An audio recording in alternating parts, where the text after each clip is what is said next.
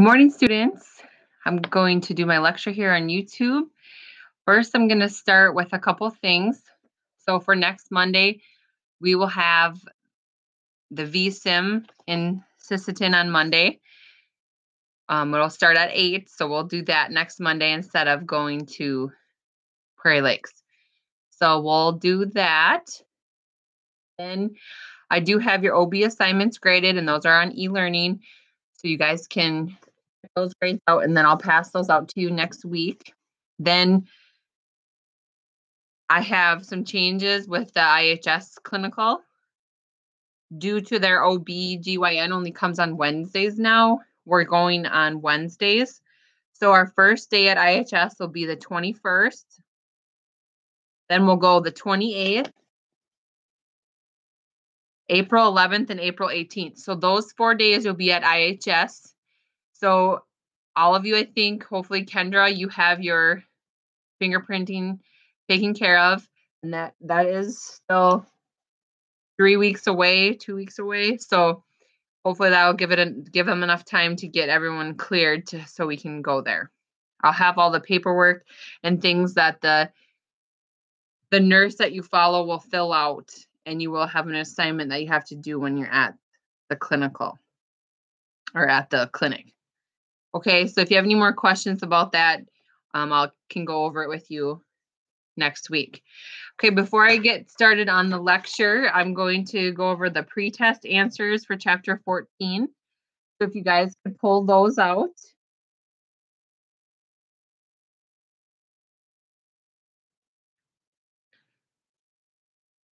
So the answers are 1 is C, 2 is D, 3 is A, 4 is C, 5 is B, 6 is C, 7 is D, 8 is A, 9 is B, and 10 is C. So hopefully all of you had time to read chapter 14 prior to coming to class today and fill that out, so that will help you understand as I'm lecturing. I have made a change. I'm going to do chapter 23 next week.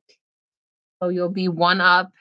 We'll have this chapter this week, and then we'll have chapter 23 next week. So you'll be ahead of the game if you've already read that chapter for today. Okay, so again, remember for next week, then you have to have the pre-test for chapter 23 done. And for the following week, I'll try to get that uploaded to e-learning like Carrie has. So I'm going to, just for the sake of that, it was too much.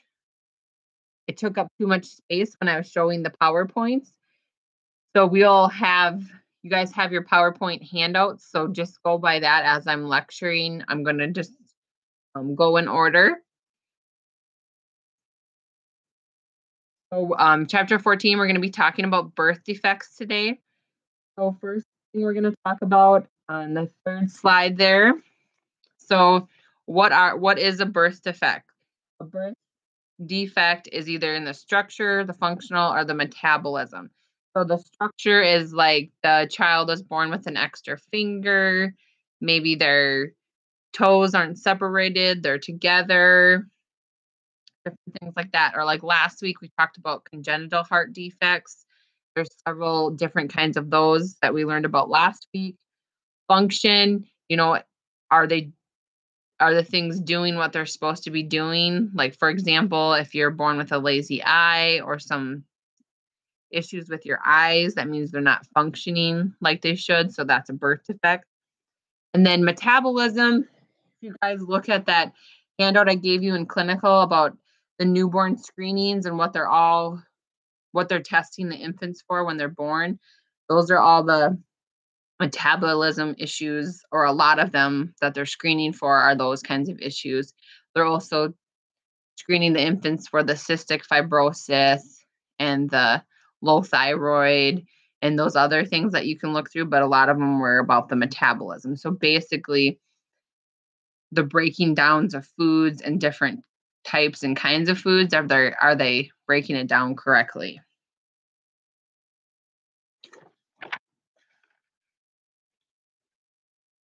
Okay, and then with all these things that we're going to talk about, there's all different kinds of classifications.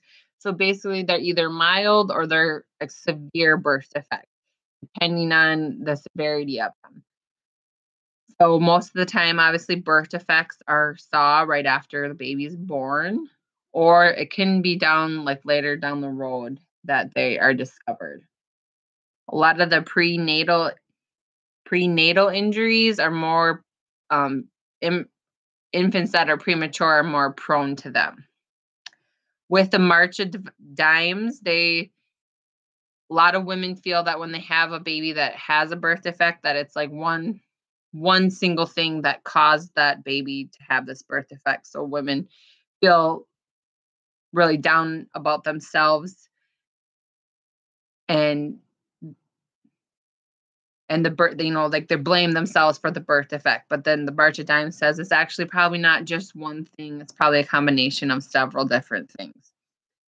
And it can be hereditary, the mother's age, lots of things that play an effect of what causes the birth defect. So that question number 1. So do you think that participating in prenatal care can significantly decrease the risk of congenital anomalies or birth defects? True or false? The answer is true. So yes, if you take folic acid, prenatal vitamins, you eat properly, get your checkups as you need, you'll decrease your risk for your baby of developing a birth defect.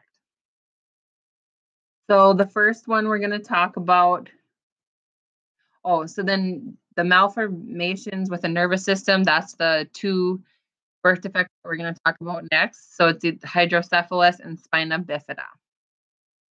So what is hydrocephalus? It's characterized by an increase of CSF in the head of the baby or of the child, causes increased pressures in the brain, and then obviously their size of their head is large, larger than it should be. And again, there's different types of severities of this. It can be mild to severe. So sometimes the child's head can be like really big, or that can, just be slightly bigger than it should be. So what is causing the hydrocephalus, or what the accumulation of the CSF in the brain or around the brain cavity? It could be a tumor, it could be an infection, meningitis, encephalitis, or it could be a prenatal hemorrhage making it swell up like that. So this depends on where that's at and what age the child develops this. And there's 2 different types of classifications of hydrocephalus. It either can be communicating or non-communicating. Communicating is when the CSF, the cerebrospinal fluid, is not absorbed right, or the non-communicating when there's an obstruction. So with that question, number 2, the question, communicating hydrocephalus is meaning inadequate absorption, and non-communicating hydrocephalus is obstruction of the CSF. So what are the signs and symptoms of the child that has hydrocephalus? They have the increased head, their scalp may be shiny looking, and their veins may be dilated. If they know about this prior to the baby's birth, that's going to be a C-section. So how are we going to diagnose and treat it? That first one, transsimulation, that's when the doctor passes a light through their head and it forms a halo. They have to do it when the lights are off. And that shows that the fluid in their head is the CSF, that it's fluid and it's not like something else. And then CTs and MRIs can also reveal the hydrocephalus. And then how are we going to treat it? They either need to, depending on the severity of it, maybe with medications that decrease the CSF will all they need to treat it, or they may have to have surgery to place a shunt. So with these kids, you need to really pay close attention to signs and symptoms of increasing intracranial pressure. And with other diseases that you guys will learn about with the with the nerve system or the neurological system, you know, where it affects the brain, basically, you need to know about this slide. So I want you guys to highlight it, you know, memorize it, put it on a card, whatever you need to do of these signs and symptoms of increased cranial pressure. You need to educate parents on this. As a nurse, if you're discharging them, you need to educate the parents on increased signs of intracranial pressure. And then with the older child, obviously, with the baby, they can't talk, but with older children, they may have personality changes, level of conscious changes, and then a headache that's not relieved by medications. So if the child has a shunt placed, what it does, the shunt is basically taking that fluid from their head and then it's draining it into the perineal cavity. And then on that one slide, you can see a picture of how that works. So basically, that's supposed to help and alleviate the extra fluid. So just like anybody that's had surgery, after surgery, you're going to be watching that surgical site for signs and symptoms of infection. Also, like I said before, they may be treated with medications. So Lasix and acetylzelamide may decrease the CSF production. And then again, to think about when they're having surgery, you don't want that fluid to come off too fast, or it could cause a seizure. So if you are after surgery, you're really monitoring the baby's fontanelles to see if they're sunken in. And that means, you know, maybe it's draining too much of the fluid. So you want to leave them on their back so then the fluid, you know, will stay up there. And then if their fontanelles are bulging, you want to put them in semi-Fowler's position to help drain that fluid. And then depending on when the hydrocephalus is caught, it may have delays, depending on how, like I said, how severe it is. And then think about their head. That's going to be a lot of extra weight to hold up their head. So they may have delays with that just because they can't hold their head up, which then that leads to, you know, they're not walking properly or walking, you know, when most other kids are walking, if they don't have it surgically treated. So again, after they get out of surgery, just like any surgery, you're going to be watching for signs and symptoms of infection. Make sure you're patting the back of their head with like a lamb's wool to prevent sores on their ears and their back, like the back of their head or even their cheeks, you know, their bony areas. You don't want to use a pillow or anything like that because that could suffocate them, you know, if it's an infant. And again, make sure we're teaching the parents the signs and symptoms of increased cranial pressure, teaching the parents how to pump the shunt. And how they do that is you press against the valve behind their ear. And then signs that the shunt isn't working is the child may have a headache, lethargia, or change in level of consciousness.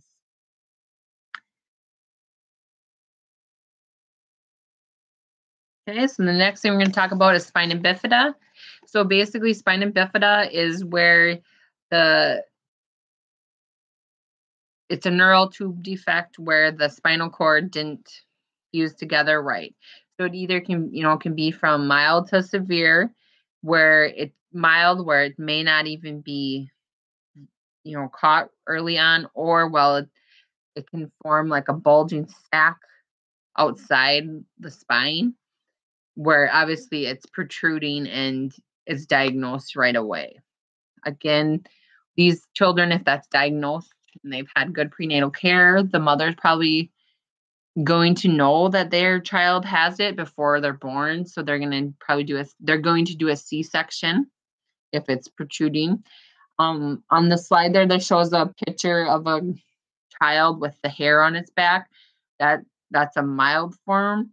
It just says that sometimes with these mild ones that there's hair in that place. So generally, you're going to have surgery if it's protruding. And then the further up it is on the spinal cord, the more deficits the child's going to have. So if it's on the lower part, there may not have much of deficits. You got to really check their legs out. They may have bowel and bladder issues. Depending, like I said, on what part of the spina bifida has happened. So then there's two different types of openings. The first one is the meningococcele, and that's when portions of the membranes and CFF are protruding like in the sac. And then that other one, meningomyelococcelea, that's where it's protruding and the spinal cord is involved through the opening, and those are more serious. So how can we prevent spina bifida? How can you prevent neural tubule defects? Again, prenatal care, and then the mother takes folic acid a couple months prior to becoming pregnant, and then while she's pregnant will decrease the likelihood of the child developing spina bifida. And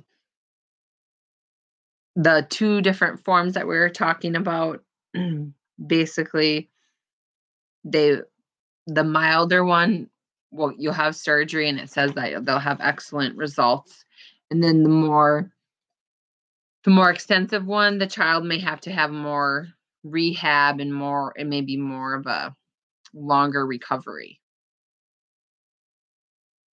Okay, so they're going to fix this by surgery. And then after surgery, you want to prevent infection, make sure they're laying correctly, good skin care, prior and after surgery, because prior to surgery, if they have that sac protruding, you don't want anything to get on it to cause infection like urine or stool. So you have to do great skin care.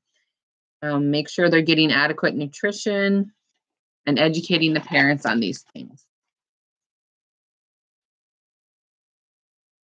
So again, we want to prevent infection with someone that has spina bifida up until before and after they have surgery. If they have that protruding sac, you're going to have to put sterile dressings around it and possibly an antibiotic like dressing on there to prevent infection. And then you guys can read through those other things of what we do after surgery. Head circumference is measured, fontanelles, you're assessing those. We're monitoring for increased cranial pressure. We want to prevent any kind of infection. There are some complications that can happen with spina bifida with infection is the meningitis, pneumonia, and urinary tract infection. So if you think about meningitis, how could they get that with spina bifida? Pneumonia, how would they be more at risk for that? And then UTI. And then for whatever reason, children with spina bifida are more likely to have a latex allergy. So you need to know that. And then depending on, how old the child is when they are find out that they have spina bifida, that you want to avoid bananas, avocados, and kiwis because those are also related to latex allergies. A lot of time, most hospitals don't have any latex in them anymore, but you need to be aware of that child may have a latex allergy. And I think that's it for spina bifida. Next, we're going to talk about cleft lip. So there's two different types. There's cleft lip, and then the next thing we'll be talking about is cleft lip and palate.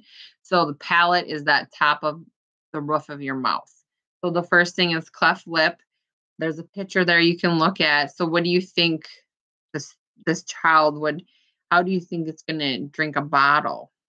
Things to think about. That's going to be very difficult for them, or to breastfeed. It's going to be very difficult because they can't, suction around there.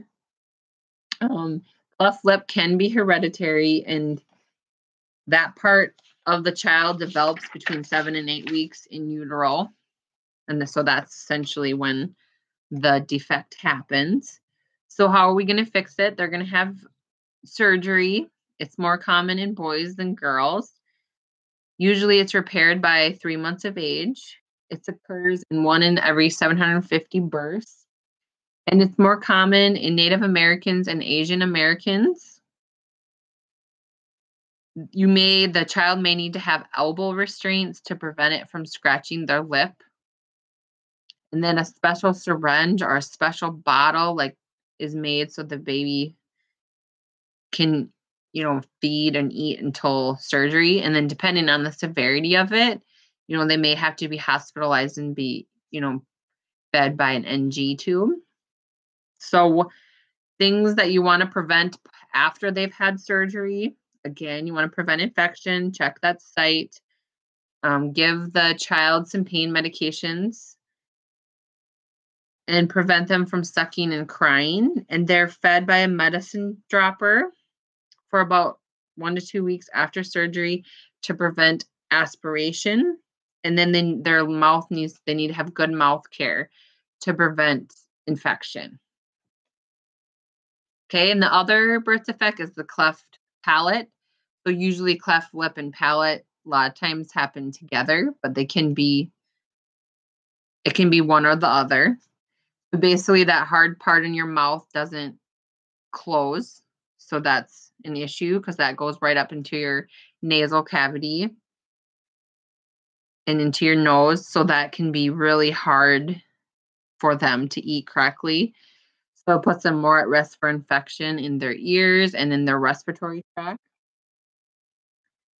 So again, just like the cleft lip, between 7 and 12 weeks of gestation is when this happens.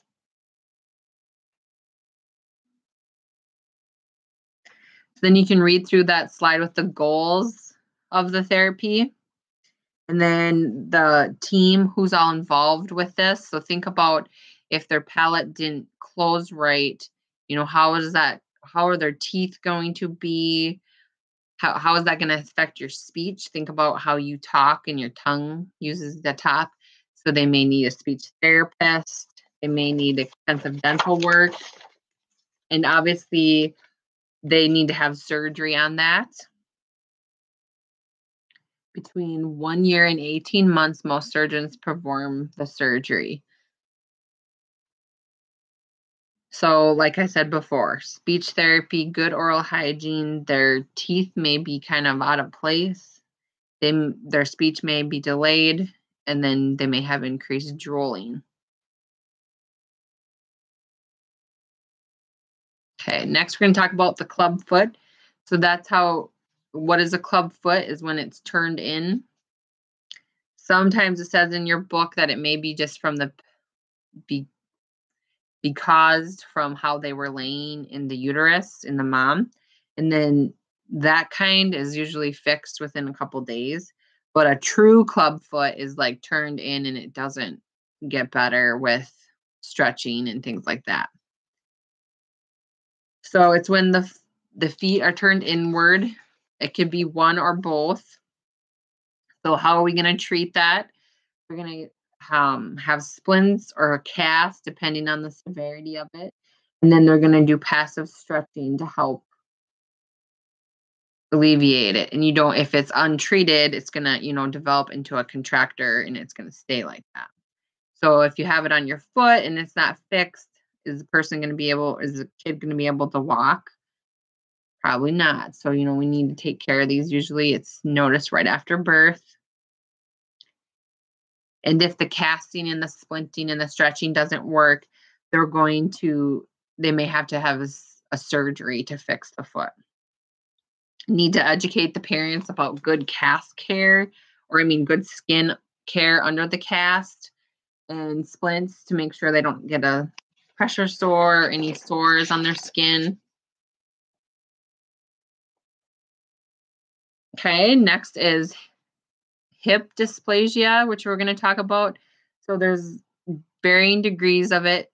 It can be mild to severe, and which it is where that hip is displaced or dislocated, or maybe it's just not aligned quite right. And there's a couple pictures there.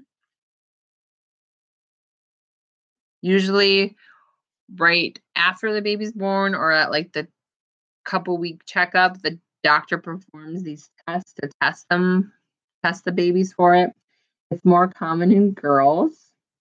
And again, it can either be partly or completely displaced.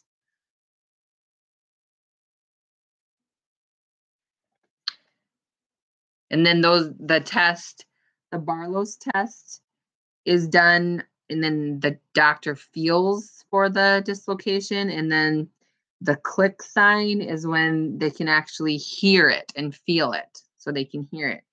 So with that, question 3, Barlow's test is the feeling as Artolini's sign is to hearing. Number 2 is hearing. So how are they going to treat this? They're going to put them in a brace or a cast, depending on the severity, to keep their hips open, to provide the necessary positioning. Depending on the severity, they might have to have surgery. There's a couple pictures there of the children in these types of devices. The first one has a brace. The next one's in a cast. So you guys can look at those. So again, they're in cast or in braces, so you need to do good skincare. And then think about that if they have a diaper.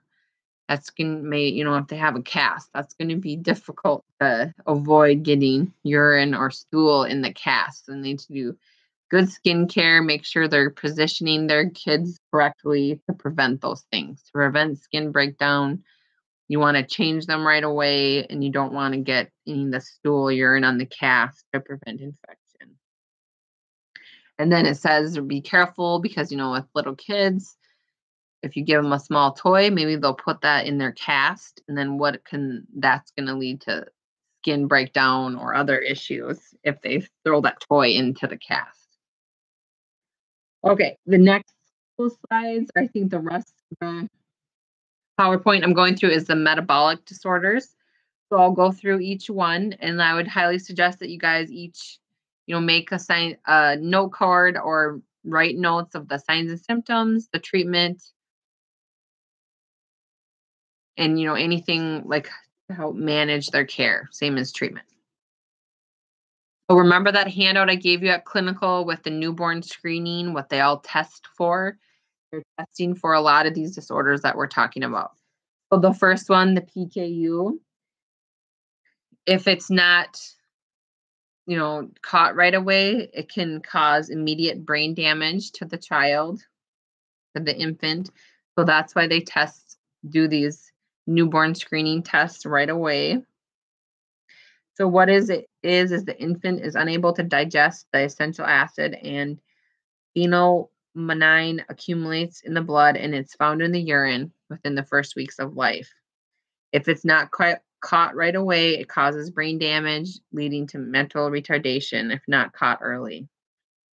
So PKU appears normal at birth, but once they start eating, then this will show up in their urine because they're not breaking things down like they're supposed to. The child may have a musty odor.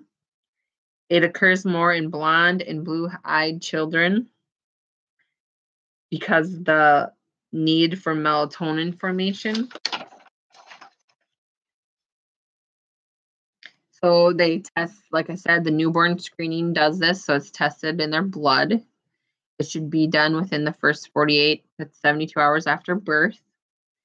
So once the child is diagnosed with it, how are we going to treat it? It needs to have close dietary management, and they frequently draw blood to test for the phenylalanine levels. So there's certain foods, strict foods that they have to have, or only foods that they can eat, special formulas. So it's very important to teach parents about food labels and reading everything so they don't give their child something by accident. For the parents, they may have to have some genetic counseling to see, if they want to have another child. And then if they have child has PKU, they should not have the sweetener, the aspartame, the fake sugar. because it converts to that type, the phenylalanine in the body, and so then that wouldn't be very good. Okay, the next disorder is maple syrup urine disease. So kind of with the name, the urine is sweet and looks really dark and concentrated and has the characteristics of maple syrup. It's usually diagnosed by blood and a urine test. So it's a deficit in one of the amino acids causing acidosis, cerebral degeneration, and it can cause death within 2 weeks if it is not treated.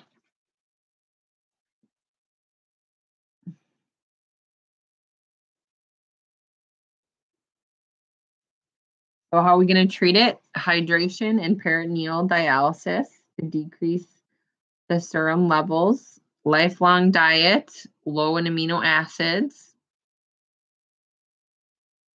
and then infections can be life-threatening.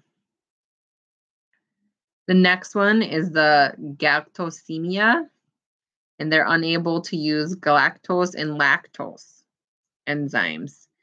If untreated, it can cause cirrhosis of the liver, cataracts, and mental retardation. So if this happens, the mother has to quit breastfeeding and they have to switch them to a special formula.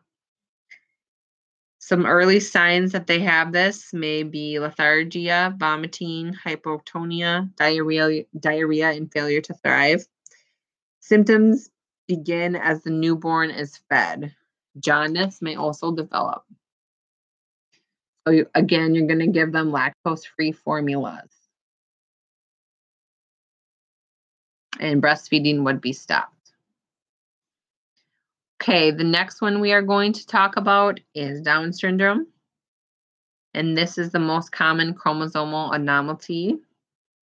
If the mother or father is older, it increases the parent's risk for developing a baby with Down syndrome.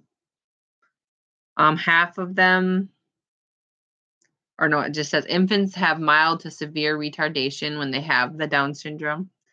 They may have some other physical anomalies. And again, this can be mild to severe cases. And so basically what happens is the chromosomes don't get the right amount of chromosomes that they're supposed to get, and then this is what happens. Screenings are done for this, but the most accurate is the amniocentesis. So what does the child with Down syndrome look like? They have the slants on their eyes, the protruding tongue, the crease across their palm, and then their last finger, their pinky finger, is shorter.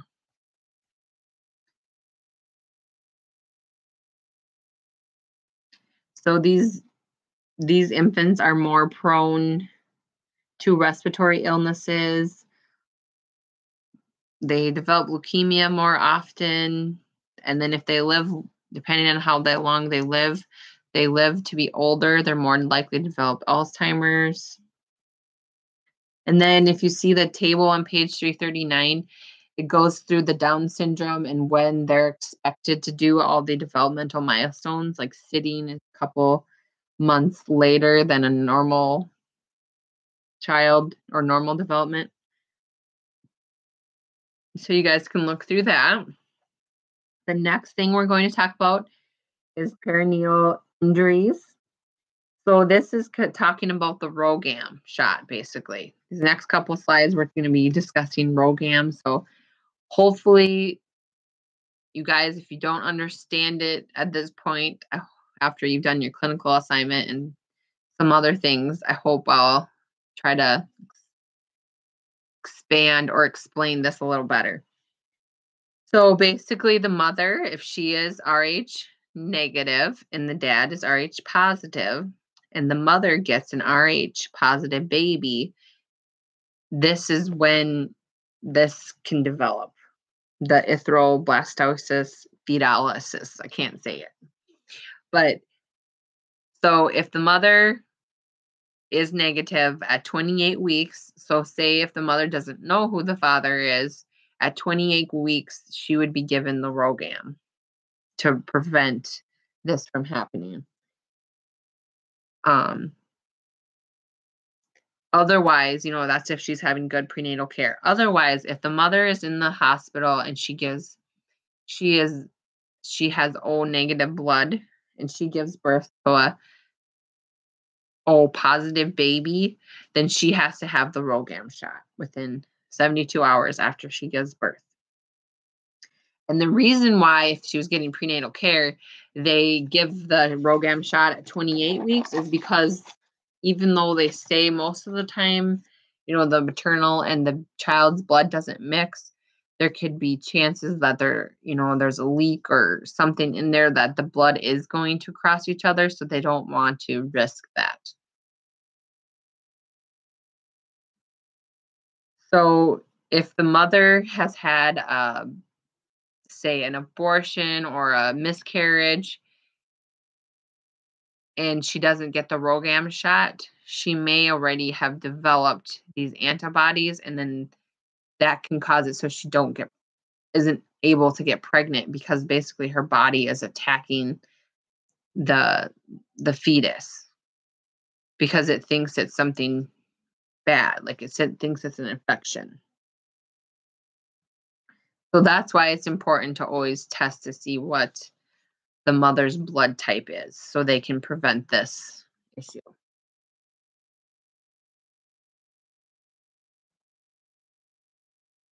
Okay. So after the baby is born, they test the cord blood to see what type of blood type the baby is.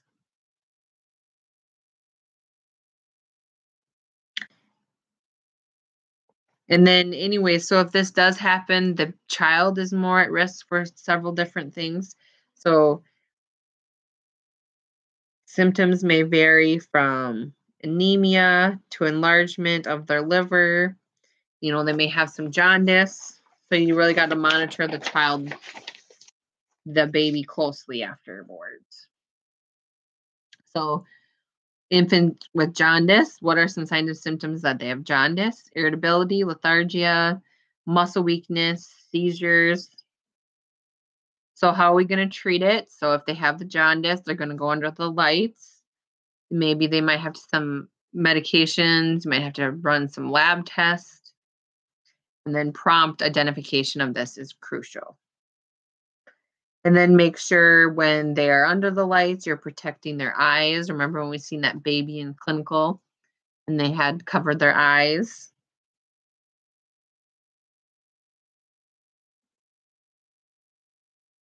Their umbilical cord or umbilicus may have to have wet sterile compresses over it. Usually jaundice that occurs in the first day of life is always pathological and requires prompt intervention.